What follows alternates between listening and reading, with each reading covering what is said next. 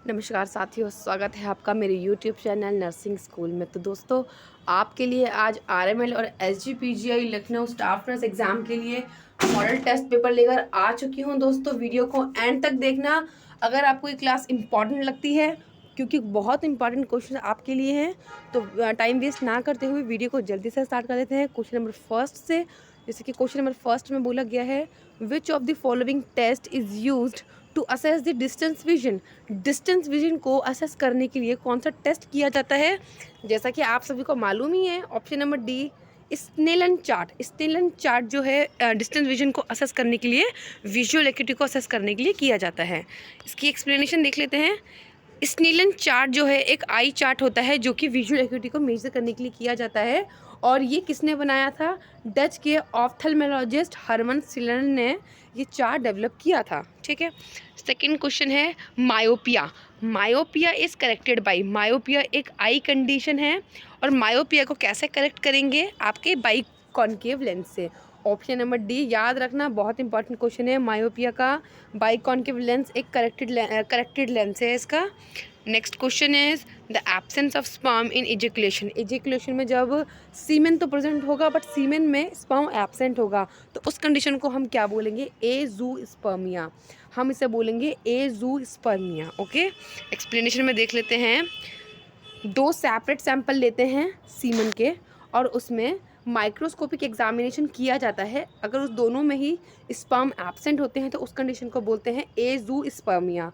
और एस स्पर्मिया वो कंडीशन है जहाँ पे एजुकेशन के टाइम पे न सीमन होता है। जब सीमन ही नहीं होगा तो स्पर्म कहाँ से प्रेजेंट होंगे? ठीक है, तो दोनों टर्म आपको एक्सप्लेन कर दिया गया है। वीडियो हेल्पफुल लगी हो तो चैनल को सब्सक्राइब ज़रूर कर देना दोस्तों, वीडियो को लाइक भी ज़रूर कर देना और वीडियो को छोड़ के कहीं मत जाना। बहुत इंपॉर्टेंट क्वेश्चन है। फिर से स्टार्ट कर लेते हैं क्वेश्चन नंबर फोर्थ से। क्वेश्चन नंबर फोर्थ में बोला गया है, which of the following respiratory pattern indicate that the patient is experiencing the increased ICP. ICP increase है पेशेंट का, तो कौन सा रेस्पिरेटरी पैटर्न इंडिकेट करेगा? वो स्लो एंड रेगुलर रेस्पिरेटरी। ठीक है, slow and irregular respiration pattern होगा जब पेशेंट का आईसीपी इंक्रीज होगा। ठीक है। Next question, which is the longest when in the human body. Human body के लॉन्गेस्ट वेन के बारे में पूछा गया है, जो कि आपकी है ग्रेट सेफिनस वेन। ग्रेट सेफिनस वेन नाम याद रखना, लॉन्गेस्ट वेन है ह्यूमन बॉडी की। बहुत इंपॉर्टेंट क्वेश्चन है और बहुत बढ़िया क्वेश्चन है ये।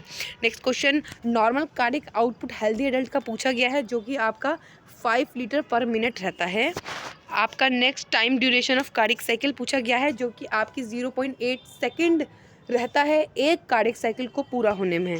Next is the blood circulation that is responsible for the gas exchange between the alveoli and capillaries, which is resulting in the oxygenation of the blood. Blood को oxygenate करने के लिए कौन सा सर्कुलेशन रिस्पॉन्सिबल होता है जो कि एल्वुलाई और कैपिलरीज के बीच में गैस एक्सचेंज करता है? वो है आपका पल्मोनरी सर्कुलेशन दोस्तों। नेक्स्ट, बोन मैरो एग्जामिनेशन कौन सी कंडीशन में कॉन्ट्रा इंडिकेटेड होता है? वो है आपका हीमोफीलिया। हीमोफीलिया में बोन मैरो एग्जामिनेशन जो है कॉन्ट्रा इंडिकेटेड है। Next is the formation of swelling due to stagnation of fluid in the layer of scalp beneath the girdle of contact. अब यहाँ बोला है, जब न्यू बॉर्न बर्थ लेता है, ठीक है, बॉर्न होता है, उसके टाइम पे बेबी के हेड पे स्वेलिंग होती है। तो ये जो फॉर्मेशन ऑफ स्वेलिंग है क्यों होती है? ड्यू टू जो फ्लूइड है वो स्कैल्प के बीच में स्टैग्नेंट रहता है, रुका रहता है। तो उस कंडीशन को हम क्या बोलते हैं? Option number B, caput succedaneum. Caput succedaneum जो है टेम्परेरी कंडीशन होती है, जो कि 48 to 72 आवर्स के लिए रहती है और उसके बाद ये डिसअपियर हो जाती है। इसके बारे में हम देख लेते हैं। यहाँ पे बोला गया option number B is the correct answer. And जो मोल्डिंग है, मोल्डिंग का मतलब है alteration in the shape of fore coming head. जो हेड है जब बॉर्न होता है, उसका जो हेड का शेप होता है वो थोड़ा ऑल्टर्ड हो जाता है बर्थ के टाइम पे ड्यू टू वेजिना। ठीक है, वेजिना की शेप ले लेता है वो बर्थ लेते टाइम पे, तो उस टाइम को हम बोलते हैं मोल्डिंग। ठीक है, मोल्डिंग बोलते हैं उसे। Next question, nutrient deficiency in phenytoin therapy. अब फिनोटाइन थेरेपी आपको पता होगा, फिनोटाइन थेरेपी उस पेशेंट को चलती है जिसे सीजर एंड फिट्स की प्रॉब्लम होती है। ठीक है, सीजर एंड फिट्स प्रॉब्लम में क्या होता है कि फिनोटाइन थेरेपी चलती है। और फिनोटाइन की वजह से कौन सी न्यूट्रिशन डेफिशिएंसी होती है? वो है कैल्शियम। आपको पता होना चाहिए, बहुत इंपॉर्टेंट क्वेश्चन है ये फार्मा का। फिनोटाइन थेरेपी जो है न्यूट्रिएंट डेफिशिएंट करती है कैल्शियम को। Next question, child with cleft lip has problem with, एक चाइल्ड है जो क्लेफ्ट लिप के साथ बॉर्न हुआ है, अब उसको किस में प्रॉब्लम होगी, सकिंग में, स्वेलोइंग में, ब्रीथिंग में या स्माइलिंग में। आपका राइट आंसर है ऑप्शन नंबर ए, सकिंग में। वो मदर का जो निपल होगा उसे सक नहीं कर पाएगा, सकिंग में प्रॉब्लम होगी क्लेफ्ट लिप के साथ। Next is identify the potassium rich food among following. अब पोटेशियम रिच फूड को हमें आइडेंटिफाई करना है इन 4 ऑप्शन में से। आपका right answer option number C है, ग्रीन लिफी वेजिटेबल जो है पोटेशियम रिच डाइट है। Next question, which of the following is nominal variable. अब ये नर्सिंग रिसर्च का क्वेश्चन है, बहुत इंपॉर्टेंट है। नॉमिनल वेरिएबल की बात कर रहे हैं यहाँ पर। नॉमिनल वेरिएबल कौन से हैं इन 4 ऑप्शन में से? आपका राइट आंसर है जेंडर। नॉमिनल वेरिएबल वो टाइप वेरिएबल होते हैं जिसमें ऑप्शंस होते हैं, जैसे कि मेल एंड फीमेल, ठीक है। एंड इसमें होता है, इसमें 2 मेज़र होते हैं, उसको बोलते हैं नॉमिनल वेरिएबल, जिसमें क्वालिटेटिव हम मेज़र करते हैं, ठीक है। Next is while conducting the research activity. Research activity को कंडक्ट करते वक्त ethics are needed to be kept in mind always. अब एथिक्स को हमें माइंड में रखना होगा, क्यों? यहाँ पूछा गया है to protect human subject, to protect the researcher, to protect the ethic committee and they protect the institution. Right answer है they protect the human subjects. Human subject को प्रोटेक्ट करने के लिए रिसर्च एक्टिविटी करते टाइम पे हमें ethics को ध्यान रखते हुए ही कोई भी एक्टिविटी एक्ट करनी है। Next is the final step of the research process for the researcher. Researcher के लिए जो फाइनल स्टेप होता है रिसर्च प्रोसेस का, वो क्या रहता है? 4 ऑप्शन आपके सामने हैं। Right answer option number A आपका, utilise the findings. Utilize the finding is the final steps of research process for the researcher. As per the phases and steps of research process, the option given above can be sequentially organized as the analyze the data, interpret the findings, communicate the findings and then utilize the finding। ये research process है, ठीक है। जैसे कि मैंने आपको बताया अभी, डाटा एनालाइज करना, फाइंडिंग्स को इंटरप्रेट करना, कम्युनिकेट करना फाइंडिंग को, और उसके बाद फाइंडिंग को यूटिलाइज करना, ठीक है। तो इसलिए यूटिलाइजेशन ऑफ रिसर्च फाइंडिंग जो है फाइनल स्टेप होता है रिसर्चर के लिए। Next is which of the following is not one of the Fayol's principle of management. अब फायोल्स प्रिंसिपल ऑफ मैनेजमेंट जो है इनमें से कौन सा नहीं है? 4 ऑप्शन में से आपका right answer option number B, formal rules, ठीक है।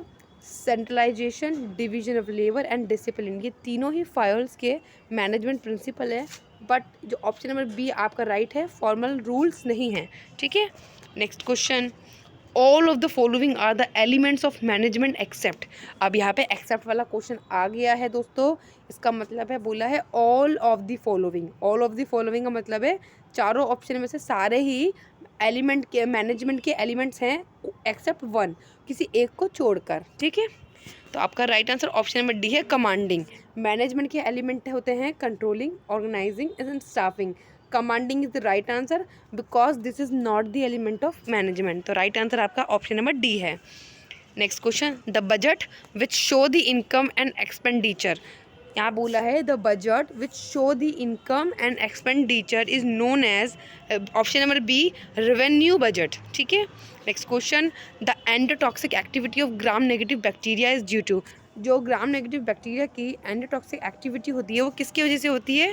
Due to lipopolysaccharides, due to lipopolysaccharides, okay. Option number D आपका राइट है। नेक्स्ट क्वेश्चन, यहाँ पे एक्सप्लेनेशन है, lipoprotein are the toxin which is released on the cell wall destruction by the gram negative bacteria within its own cell. Next is the sound in the congestive heart failure. congestive heart failure में कौन सा sound सुनाई देता है?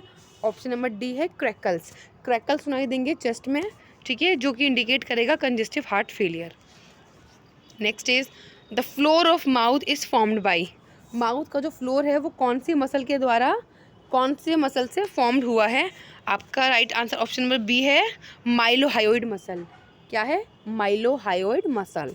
Next question is what is the ratio of adrenaline solution in 1 mg per ml of injection. अब 1 mg per ml injection का जो adrenaline ratio है वो क्या रहने वाला है दोस्तों?